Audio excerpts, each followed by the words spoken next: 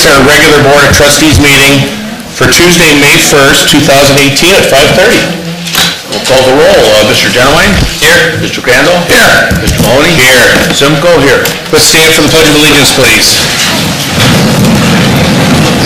I pledge allegiance to the flag of the United States of America and to the republic for which it stands, one nation, under God, indivisible, with liberty and justice for all. All right, do we have any approval of the minutes? Anyone would like to make a motion for that? I think delayed for the next meeting.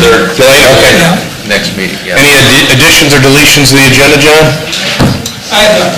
Okay. We've got some good news. We've got a badge pinning tonight. Yes, we do. All right, let's hear it, Mike. Mr. Casey Malkin, Mr. Jason Fox, Mr. Scozen, right here. Okay, I'm going to read it to all three of you so we don't take up the whole meeting, okay?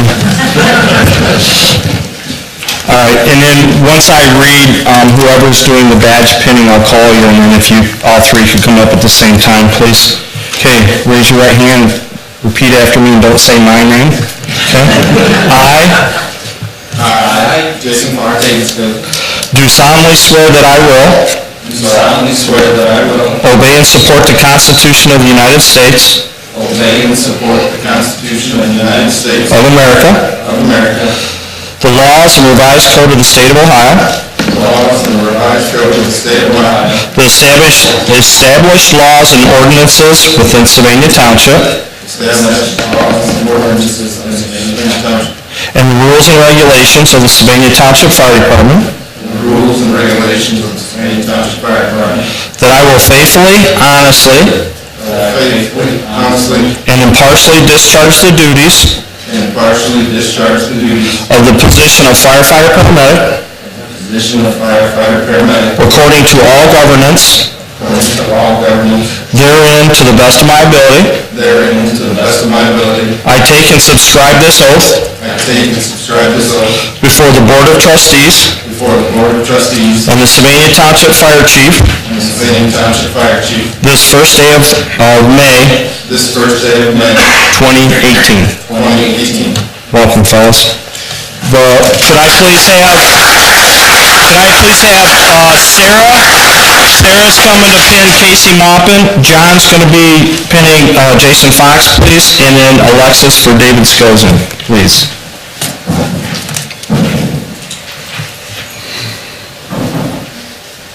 Go ahead.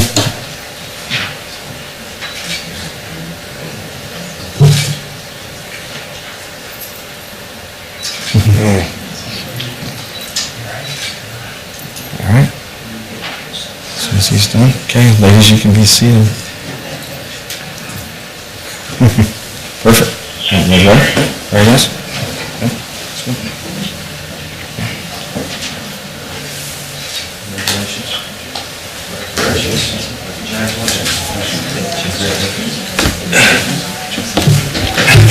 Good luck. Thank you. Congratulations. Good luck.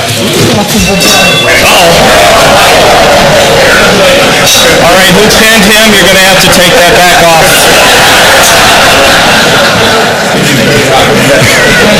Way to go.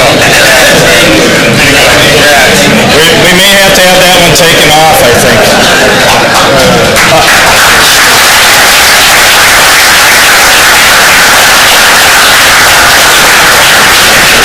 And normally the guys get their brand new helmet this evening too, but they're actually on back order, so we're going to have to wait to get their new helmets, but that's all I have.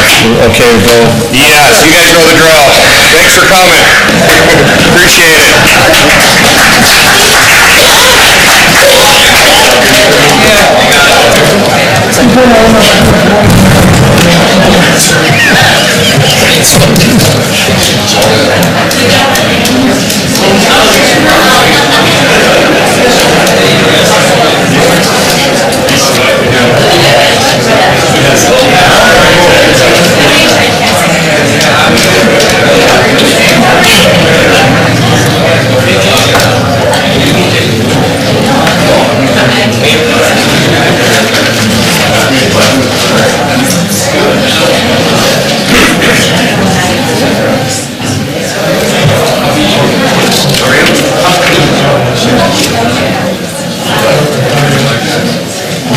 Trustees, the zoning items are scheduled for 6 o'clock, so if we move down the agenda, the next item on the agenda will be the Road Service Department, and Rob has a resolution.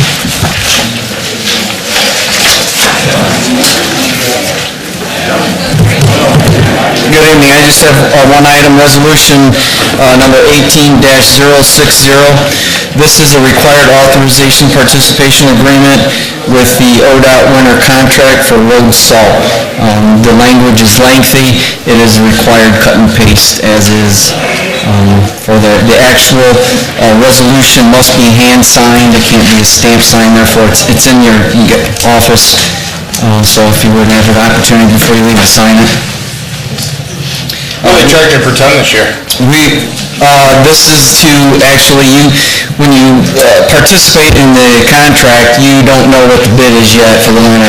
We were at 30-something for the summer contract, so they are anticipating the contract to be a little bit more pricey, so to me, that could be anywhere from another $5 a ton to $20 a ton, so we're not sure. They were short this year on some of their contracts. Some of the vendors came up a little short, but we are requesting 1,600 tons for next year's lot. I'll offer resolution 18060, the participation in the ODOT winter contract. Second. Mr. Mahoney? Yes. Mr. Crandall? Yes. Mr. Genowine? Yes. Thank you, that's all I have. Thanks, Rob. Appreciate it. Thanks, Rob. We've already had the fire department. Next up will be the police department, and Chief Long has a resolution.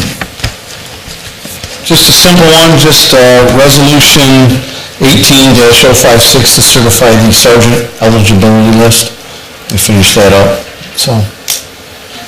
I'll offer resolution 18-056, authorization or certified sergeant promotion, no eligibility list. Second. Mr. Crandall? Yes. Mr. Genowine? Yes. Mr. Mahoney? Yes. Yep, yeah, that's good for 2 years. It's a Thanks. Thanks, Paul. Next up on your administration, I have our legal counsel, Ms. Burrell, here. We'll be discussing 2 items that have been on the trustees' agenda for a little while now. The first one is an off-road vehicle ordinance, and Ms. Burrell is here to speak to it, and I'm suggesting you might be on. Thanks, John. Good evening. I said good morning. Good evening. Hi, John. Well, how you doing?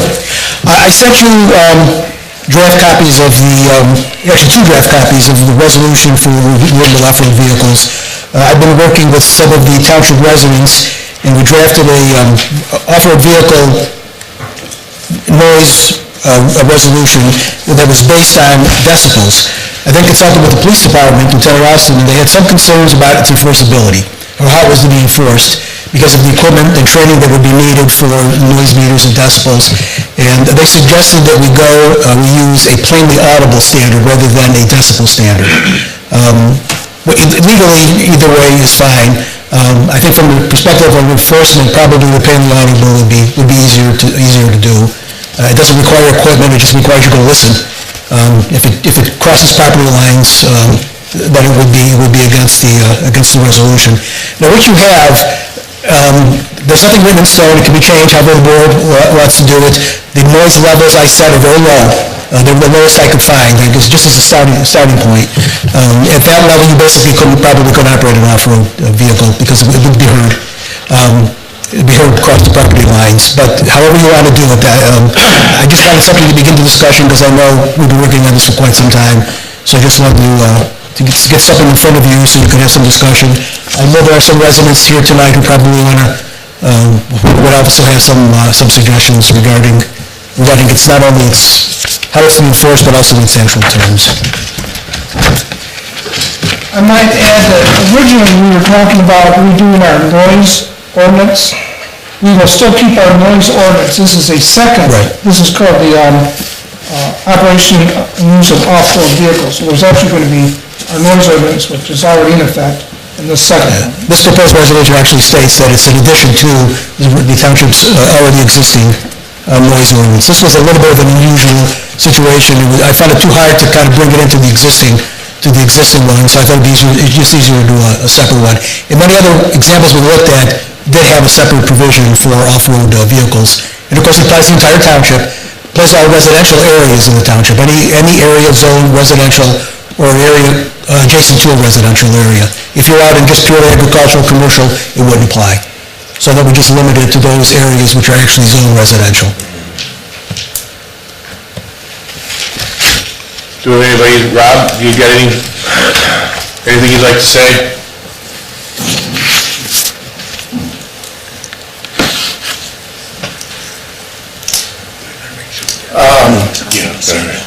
Rob Wright, 7532 Hollow Creek. Real quick, Rob, sorry. Sorry. You weren't signing, but I figured we've talked enough about this, I would probably be saying something, so. What's the address again? 75? 32 Hollow Creek. 32. Okay, thanks, Rob. Well, I want to thank Mr. Burrell and a couple of the officers in our area for their support and you gentlemen being patient with us and getting this thing. My only concern, I think the draft is fine. My concern is enforcement. And Mr. Burrell and I have had a couple of conversations about that. Is that in the past, when we've made some issues, it had to be observed by the police department. Well, if by the time they get there, if there's no noise, what's the purpose? So can it be observation by an individual? Can it be a photograph? Can it be a video? That's the only concern. That's really not a concern, but it's not really written into that draft. But other than that, it reads okay to us, I think. What was the conversation you had? You met with John was it Thursday or Friday, Rob? Did you guys get together? It was Thursday. Thursday, and then did you ask that question? Yeah. Okay. Yeah, we've had some conversation about it. Great. So, don't talk too much yourselves and just keep me updated and we'll go from there. The kind of evidence that can be used in court is not normally put in the statute. There's a whole set of rules dealing with evidence and how kind of evidence you can present in court. Evidence by a neighbor who said, I heard it or whatever, is perfectly fine. Don't necessarily have to have the police. Now often, not necessarily our police department, but often police for these kinds of situations don't like to issue citations unless they witness it themselves, because sometimes you have a hard time getting people to come to court and testify. We face that all the time in other areas. People say they'll come to court, but it's time to go to court, they don't actually show up. So that's why oftentimes police departments are reluctant to issue citations if they themselves have not witnessed it. But there's nothing in the law or in the rules of evidence that prohibits that. I don't think that would be a problem. Yeah. Not in this particular, because this applies to the entire township, but in this particular area we're talking about, it probably won't be an issue. But any evidence we use, it certainly could be a neighbor, it could be somebody who happens to be wandering through, certainly could be a police officer, it could be anybody. Anybody who could come into court and say, this is what I heard, this is what I saw, this is what I did. If that's on the record, I'm fine with that. How many times have they been out this spring yet, riding or? I just got back into town, but to the best of my knowledge, I don't think so. Anybody? No. No, they were out a few times last summer after the Mother's Day incident, but it's been pretty much under control, but it's a new year and a new spring. I'm concerned that, they're going to be unhappy with this, obviously, and probably start calling on you guys for noise things. Does a riding lawnmower constitute this noise if they're... A riding lawnmower would be covered by the township's regular noise ordinance. It wouldn't be covered by this. This is strictly off-road vehicles. Are we discriminating against them or targeting them or... Well, we don't want to, we must make clear, this covers the entire township. And it's true it was generated by this particular neighborhood, but it covers the entire township. So, but it's really true it was motivated by this particular situation. So we have to be a little careful that we don't make it appear, we certainly don't target this particular person for what they're doing. And I'm a little concerned about the levels. We can discuss that when we come back and do it again. The way it's written now, it's pretty much shuts down, I would think, any kind of off-road vehicle. Because remember, it applies in all neighborhoods too, where the houses are lots much closer. And where an off-road vehicle in a regular subdivision would pretty much be very difficult to deal with if it was doing there. If the zoning is rural residential, would that make a difference instead of agricultural if they were riding? I mean, again, this is a fairly sizable lot we're dealing with. We could target it by making different standards for rural residential, the areas which require bigger lots. I didn't do it in here, but certainly that's something we could look at, and make the noise. I like the plainly audible standard rather than decibels, since I think it'll be easier to enforce in the police department. But we can make it, I think now we have it 25 feet. We could make it, say, 25 feet in an R1, but perhaps bigger in a rural residential or an agricultural residential. That's certainly something we can work on. What does the city of Sylvania have? It's adjacent to a residential area, right? It includes also residential areas and anything adjacent to the residential area. All right. So I couldn't, Citizen doesn't have one specifically for off-road vehicles. And a city site like Sylvania would be very difficult to prohibit, to have any kind of off-road vehicle because the lots are so much smaller. Last week I was driving down Rome Road, cutting through the Promedica, and there was 3 motorcycles riding around a large lot there, and then they were going into that park at the end of the street as well, and I had to chuckle and think, I wonder what their laws are, and again, and I have met with the other neighbors. I have to say, I ran into them at a restaurant, and, they were disappointed that we're all here at this point, and again, claim that most of their stuff is fairly mild. Everyone acknowledged the Mother's Day incident was a terrible, unfortunate happening and things, but again, I'm hesitant to put laws on the books that could only escalate the calls for our police department and things and interpretations and things, but again, if I had it in my neighborhood, I'd be trying to resolve something as well. Well, the issue is, and this is what we tried to with the tentative agreement that we had last year, was a limited number of hours. Well, that was abused. And what was that limited number, or what was when we originally met, I think we put it at 4 hours. Well, for some reason it was extended to 8 hours, which is way over the limit. Yes. We'd requested that it be shut down at 4 p.m. Somehow they agreed to take it to 6 p.m.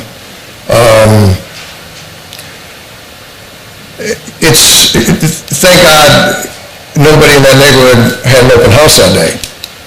That's the issue. And so I think if you remember Chief Bowley's response to the meeting on the 16th, it was not favorable. So all we're trying to do is have a reasonable, and again, in working with Mr. Grell and getting advice from residents, I think this is a fair resolution. And again, I understand for the Again, I'm looking at a guy who owns 3 acres, and we're now telling him he can't ride an ATV ever. I mean, 25 feet away and things is, and I really hate to do that. But I'm not sure I'm going to do that, to be honest. I'd be happy to sell you my house. Pardon? I'd be happy to sell you my house. And he claims he was there first. What difference does that make? I'm older than him. I've been on the planet. I get all the arguments involved. I'm just stating my concerns. No, I understand. Yeah. And I'm stating ours. Yeah. Okay. Hey, John, Brown, would we be able to restrict that property, and they're not targeting, because we have a known thing that's happened here, an abuse. Why couldn't we be a little more, just talking here as a thought, maybe change our flexibility with the rest of the township, with the exception of this property, based on the past occurrences that have happened? So why couldn't we be tight on Rob's neighborhood, tighter than maybe some other areas in the township, based on them taking advantage of us and wasting taxpayers' dollars by having the police out there every other week? We couldn't write a resolution that is limited, my view anyway, that's limited to this particular neighborhood. I think you have to have a resolution that, unless that particular neighborhood, say, have an oil well in it, the only oil well in the township, or something of that nature. But for a noise thing, I don't think we could just say this particular thing, because then it looks, not only does it look like, we then are indeed just targeting one person. And I don't think that would hold up in court. It would clearly be targeting one person. Before I met with Mr. Burrell the first time, I did some research on other townships within the state of Ohio. And in my research, I distinctly looked for off-road noise vehicle ordinances. And I think I provided you with 4 or 5 of them that are specifically targeted or assigned to off-road vehicles, and those off-road vehicles are listed.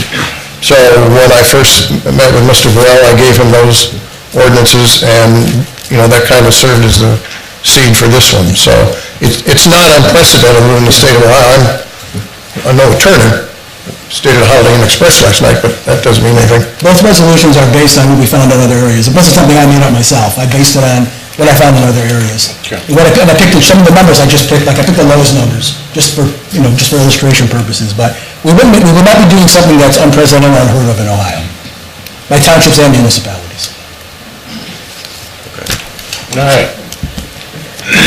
Well, what I will do back, based on this discussion, I'll revise it.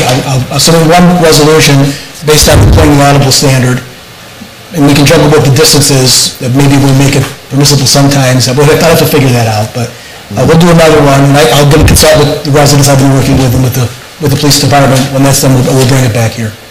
Great. Thanks for all your hard work on that, John. I also heard a suggestion that maybe different type of residential.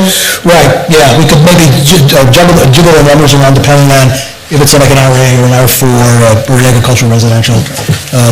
Because those would be bigger areas. We got the cat one too. Thanks for coming out. We also have what I like to refer to as the cat resolution. The wild animals, rather than just cats. It's another one not targeted to something specific. This one's a little more complete than the other one because there wasn't much to it. It is based primarily on what the city of Sylvania does. Most of it is based on what they do.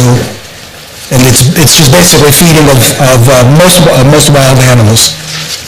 It includes not only cats, it would include, as Mr. Zola brought out, the feeding of squirrels, perhaps the feeding of rabbits, if people feed rabbits, but while it's aimed towards feral cats, it would not be just limited to them.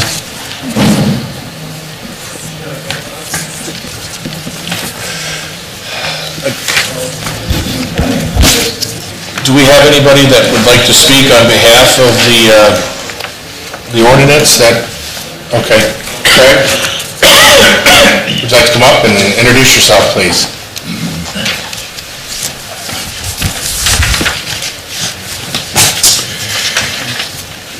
I think you 3 trustees are used to seeing me up here and from the Adirondack Village discussions, but I am Craig Covert. My wife Susan and I live at 2828 Page Lindsay Lane in Carytown East, and I'm the spokesman for Carytown East on this issue as well. Some of our residents are here in attendance this evening as well.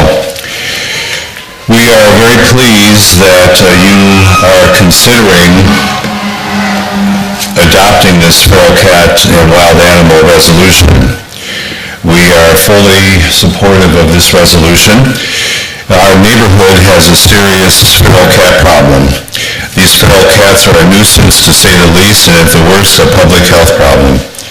This feral cat problem started about 3 years ago.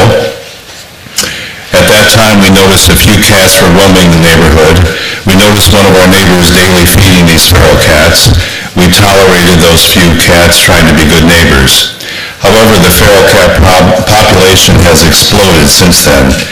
We have documented dozens of feral cats just in our neighborhood alone. Our neighbors have spoken with family and friends who live elsewhere in the township and find this problem is not only in our neighborhood. In fact, Terry McCleary, the president of our association, is the manager of 5 other subdivisions in the township. He has received complaints about feral cats in each one of these other 5 subdivisions. These wild animals, and that's what these feral cats are, climb onto our ledges of our homes. The males spray their urine on our homes and on our plants and grass. destroying many of them, and these feral cats defecate in our gardens. The smell is so bad at times that we cannot sit on our own patios and enjoy a leisurely dinner.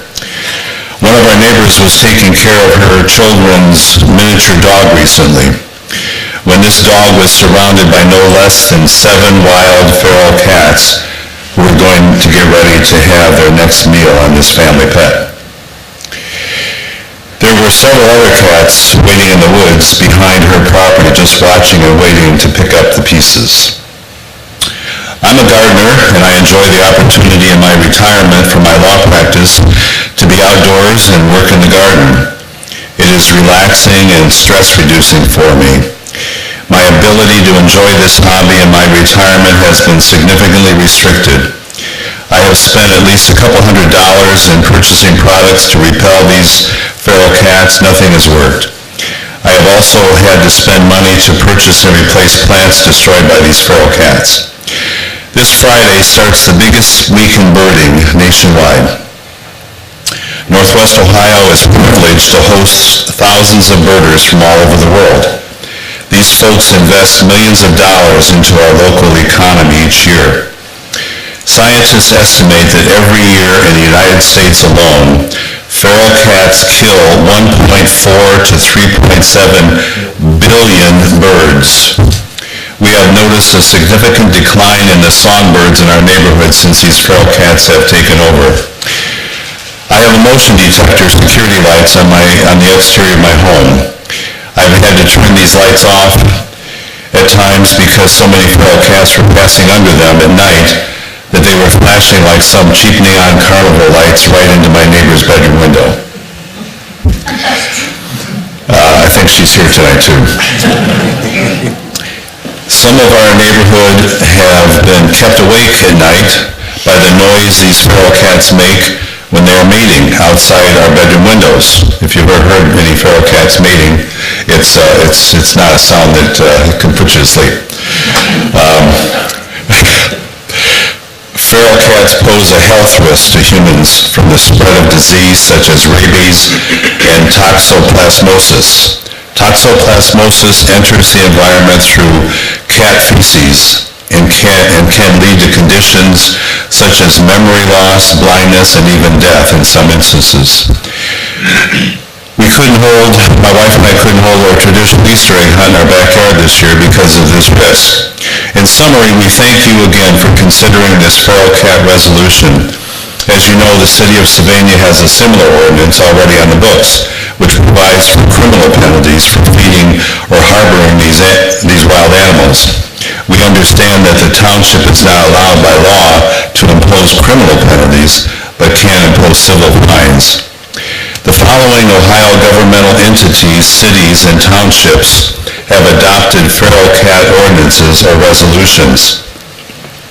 These are all in Ohio: Mentor, Urbana, Huber Heights, Painesville, Worthington, Lima Township, North College Hill, Willoughby, North Ridgeville, Miamisburg, Garfield Heights, and Akron. There may be more.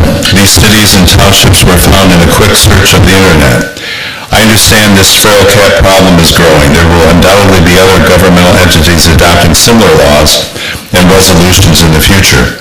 We urge you to vote in favor of the feral cat resolution to be used to restore the quality of life we residents of Sylvania Township enjoyed before this population explosion of these feral cats. I have a copy of my statement for each of you, and I have a copy of the article that supported the statistics that I gave about the number of birds that are killed. Thanks, Greg.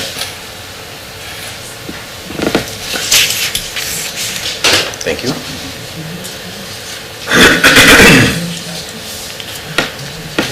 So what does the enforcement look like for this?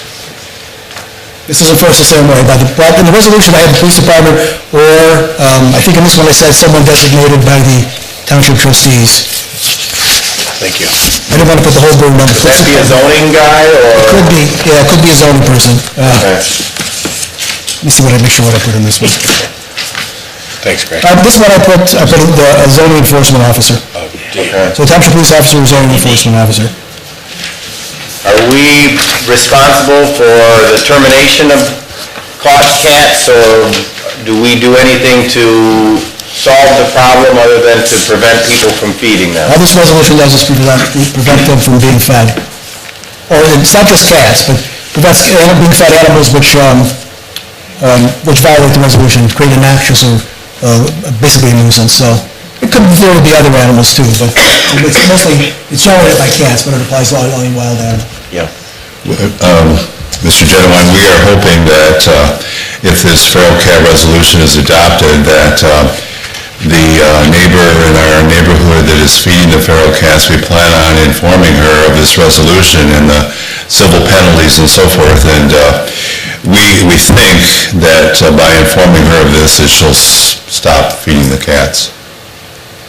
You know, the problem is they're already there and they breed like cats and, you know, and so without an active plan to get rid of them, I don't think you're gonna see much change other than they might stop congregating at that person's house, but. Well, we think there's always gonna be cats around, but the numbers will be greatly diminished, and we have people that are trapping the cats and relocating them. Okay. Okay. You guys have anything, or? Nope. Do we want to move forward with that resolution? Do we have a resolution prepared? It was, I emailed I it had the to you. number on it, okay. It doesn't have a number on it, but I did email it to you. If you want to make a motion on it, go ahead. You've got it there. Did you change that word? Yes. Okay. Yes. Crandall, if you want, Mr. Crandall, if you want to. Yeah, we've got the resolution, we don't have a number on it, John. You get a number. Huh? You don't get it? Yeah, I'll move we pass resolution prohibiting nuisance conditions and feeding of wildlife and stray animals. Second. Call the roll, Mr. Crandall. Yes. Mr. Genowine. Yes. Mr. Mahoney. Yes. All right. Thanks, Craig, for all your hard work on this. Appreciate you getting us down the path there. This is a home rule resolution, so it'll have to be published before it takes effect.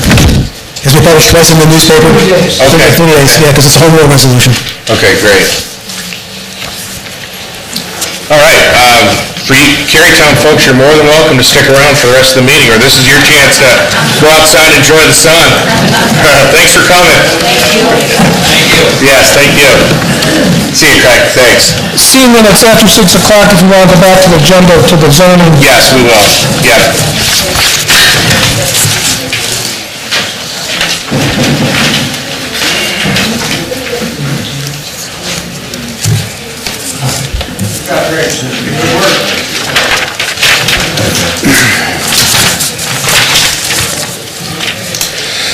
Good evening.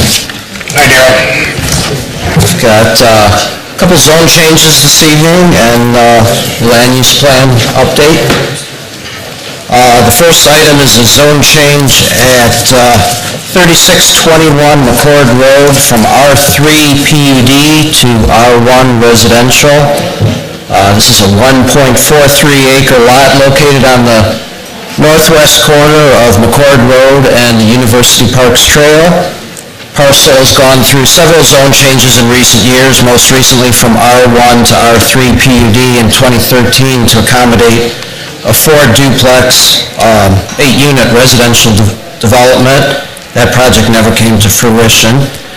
So tonight we're looking at a zone change back to the R1 residential with the intent, with the intent of splitting the parcel into 4 equal-sized lots.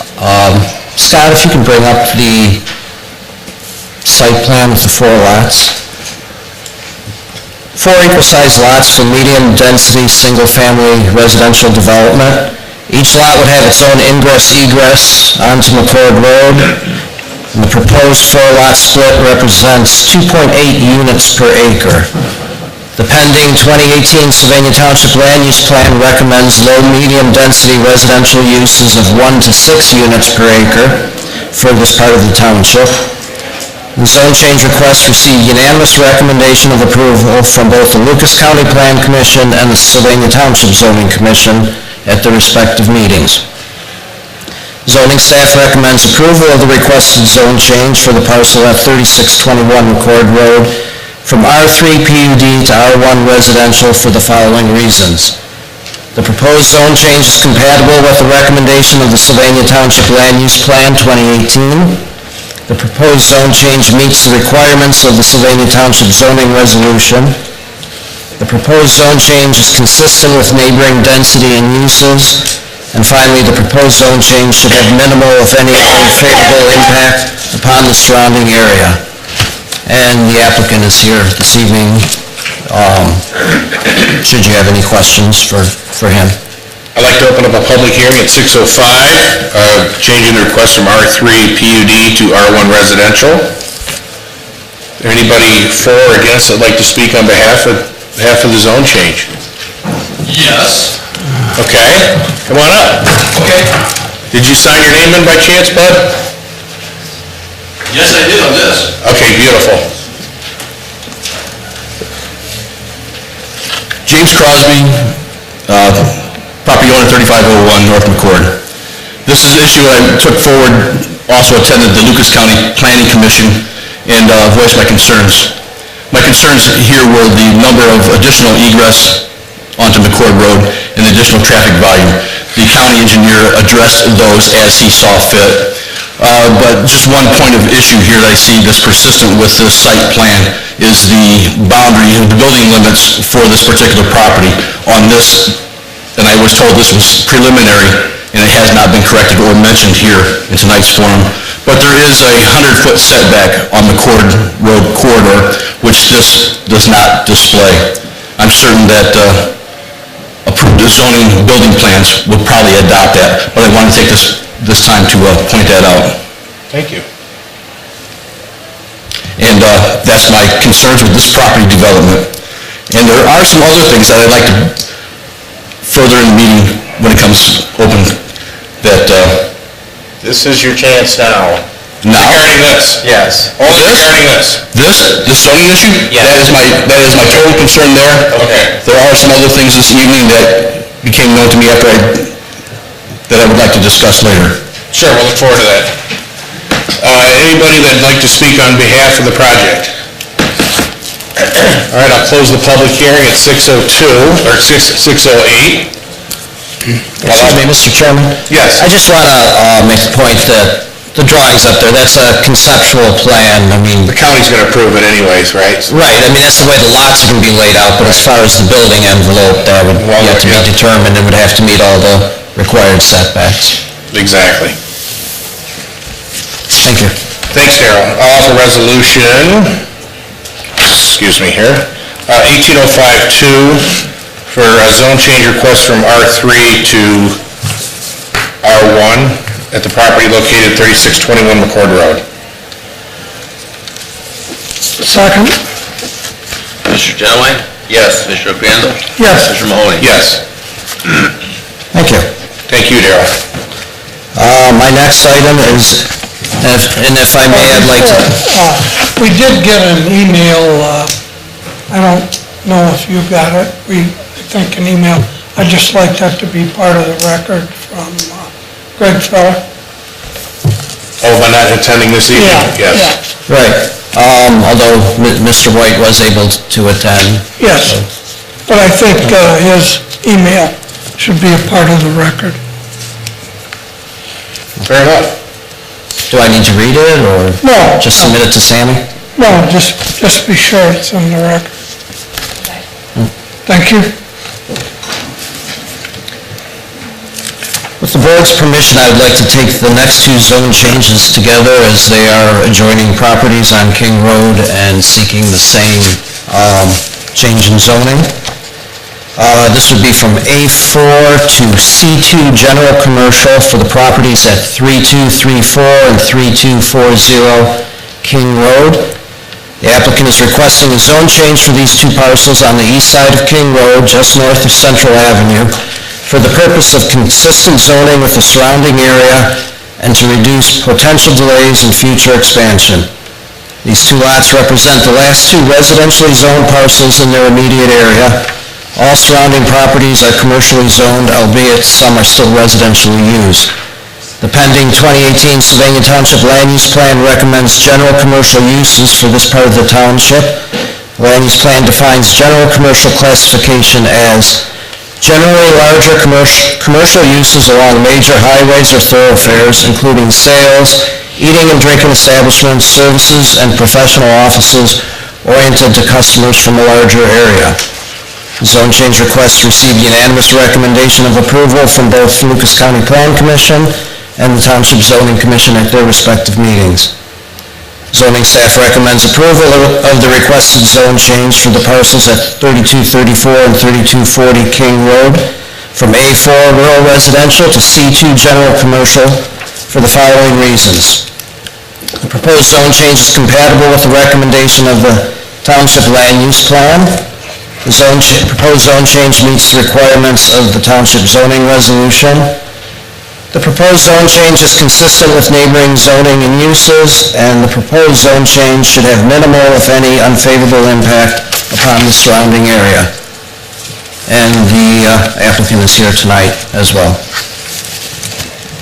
I'd like to open up a public hearing at 6:12 regarding the zone changes of 3234 and 3240 King Road.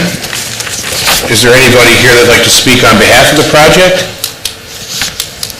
Is there anybody that'd like to speak against not in favor of the project?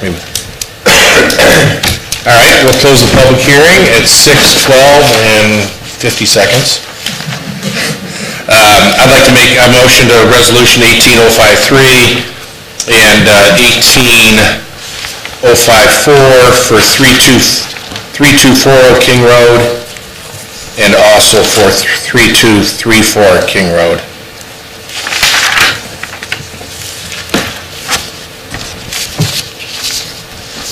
Second. We got a second there? Second. Oh, okay. Mr. Crandall? Yes. Mr. Mahoney? Yes. Mr. Genoway? Yes. All right, thanks, Darrell. And my last item on the agenda is the adoption of the 2018 Land Use Plan. As you are well aware, this has been going on since, I believe it was September 2016, that we approved the contract with Reveille to update our land use plan. And we're finally at the finish line for that.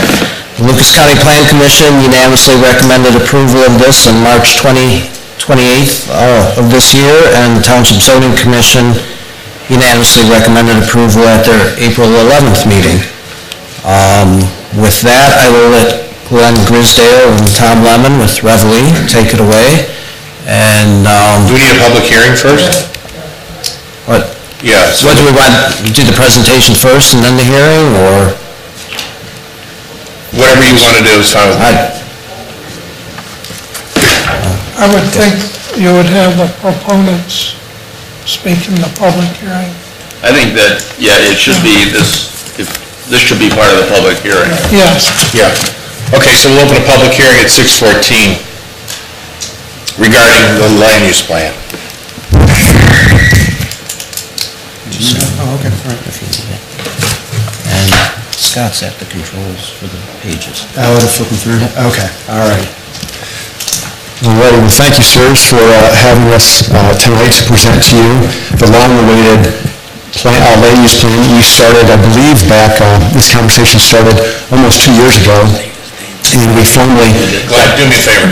Oh, yes. Give me your name and address, please. Glenn Grisdale with Reveille, 130 South Main Street, Bowling Green, Ohio, and Tom Lemon.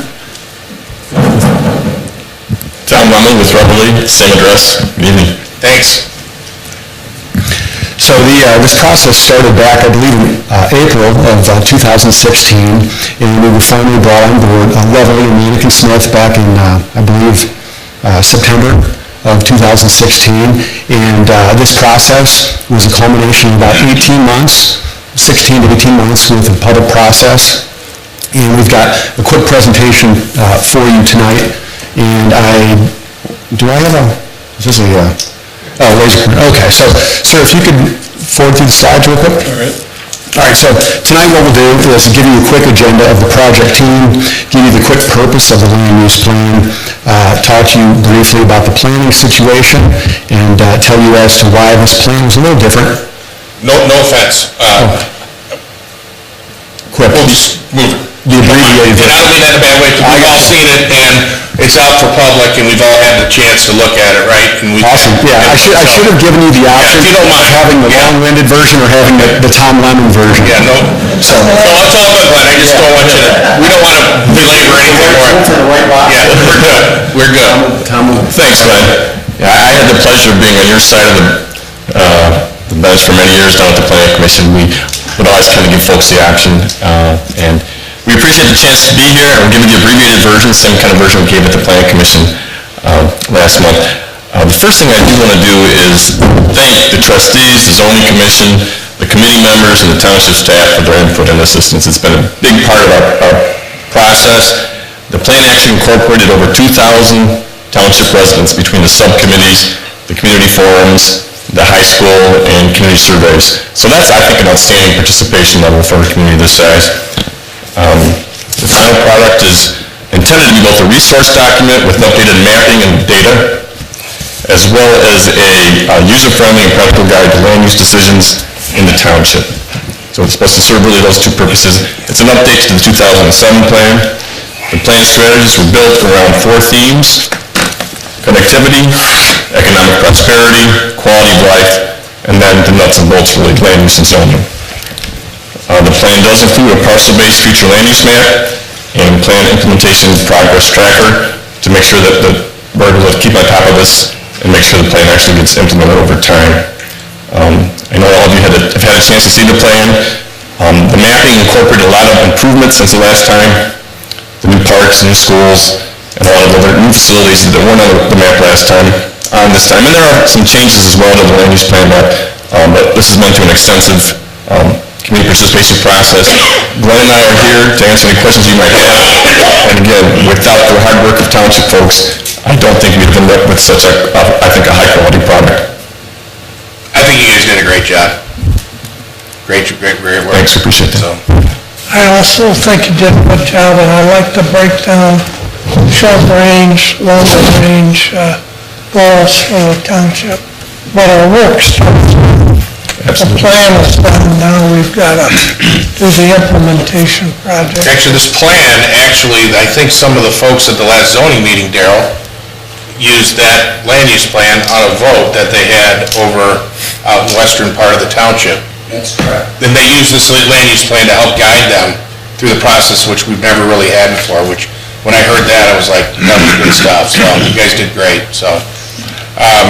So we just need to go ahead and, are we all set, John? Questions, you guys? Do you have any questions? Before I offer the resolution, a few months ago, I had mentioned about a scope of work that you would provide. I lost that email. Could you send the trustees that again, Glenn? Yeah, absolutely. Okay, thanks. Right to you or send to... Send all three. Yeah, that'd be great. Let them, we will all, get with you on that. But I'll offer resolution 18055 to adopt the 2018 Sylvania Land Use Plan. Second. Mr. Crandall? Yes. Mr. Mahoney? Yes. Mr. Genowine? Yes. All right, thanks, guys. Appreciate it. Yeah. Okay, back to the administrator, or Darrell. We got more I here. just want to thank the board for Yeah, you did great, Darrell. this, and definitely did. You helped a lot, but you helped get this steered up. You did a great job. Mr. Simcoe. Yes, I have 3 resolutions. They're a little out of order, but I'm going to take them in the order that they're listed on the agenda. Do you have that, 1809? Okay, 1809, it's a creation of an account number and appropriation form for an unencumbered balance. And you've had a chance to see it, I believe, but it's new items are needed for the ambulance and EMS fund to charge for firefighters' time worked.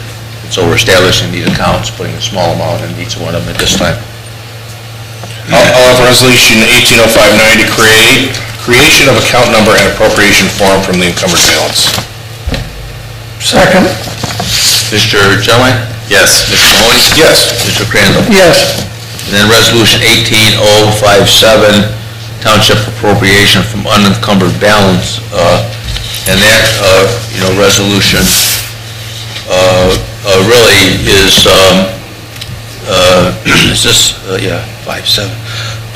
I got this something in my throat here, it's causing me to hack up a storm.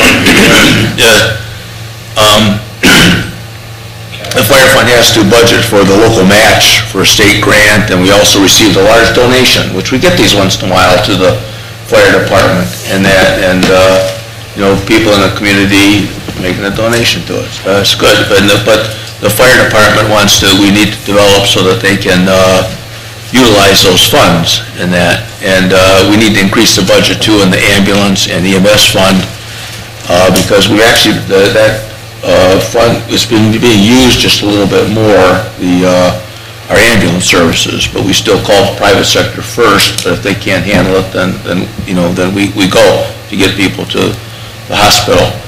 And we need to, large contract services amount is for a Medi-Account and an additional amount in the case we need to issue refunds. And then the fire captain needs more money in the budget for concrete repairs, humidifiers, and landscaping.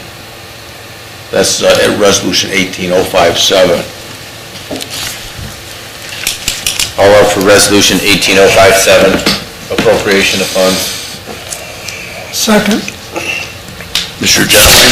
Yes. Mr. Crandall? Yes. Mr. Mahoney? Yes. And lastly, 18058, and that is a resolution from transfer appropriations. There's just a few miscellaneous small items in the fire and EMS fund and the police capital project funds that need some additional funds in those.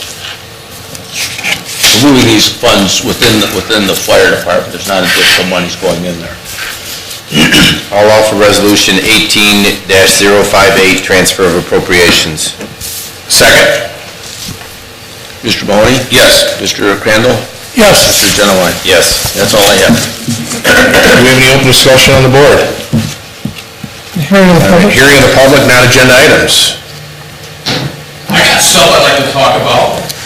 You come on up and introduce yourself, please. I will.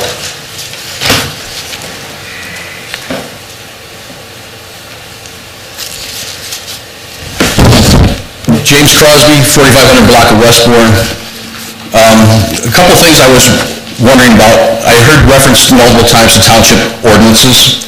I was wondering where I could locate them and view them. I've looked online, and I thought hopefully with a new change in system, it would be available, but I'm not finding it. Perhaps it's not there, or perhaps I'm stupid. But if you guys could enlighten me as to where you are seeing these ordinances for which you refer, I would appreciate it. What ordinances? You currently have, I heard reference tonight immediately about a noise ordinance. Well, then we haven't voted on it yet, though. Oh, that's why, there is no there's one noise ordinance that was referenced to. Where do I find that one? If it's not on the website, I would like to see, in particular, a subject area where I could click on or access to view all currently enacted ordinances, past ordinances if available, and when they were repealed. That would be beneficial to fully understand this community and the things that you guys are talking about.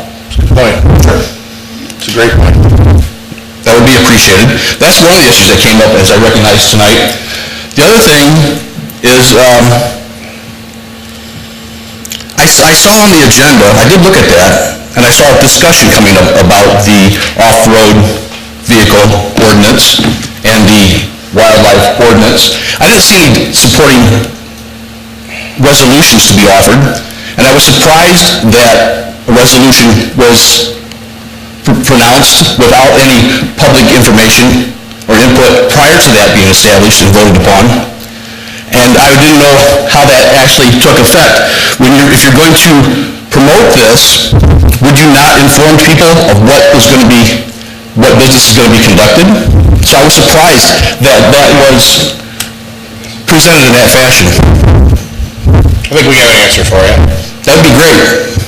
The first one, we did not pass anything on the off-road vehicle, so and we'll make sure it gets up on the agenda. The second one was the wild animal ordinance. We'll get that up tomorrow morning. And they won't take effect for 30 days after it's been posted, so. It has to be advertised in the paper. Yeah. And actually, that's part of the time to give the public comment on that. I agree with you, Bud. I mean. I'm disappointed that that goes. I know that one of the things you guys are most proud of is how quickly you can dispense with the official business of the township. But it's disappointing that you don't officially follow all the procedures, persnickety as it may be. As a matter of fact, even tonight, when you called for the hearing of the public for the adoption of the land use that was presented, you did not ask for any public input. You immediately moved to resolution without closing the public hearing, and then proceeded to quickly pass that resolution. It's not the way I expect local government to fully work. Just my observation, just my point. But you guys have all occupied those seats plenty long enough to be familiar with your obligations and responsibilities. And that's all I have right now. Thank you. Thank you, appreciate your time. Still open? It is, yeah.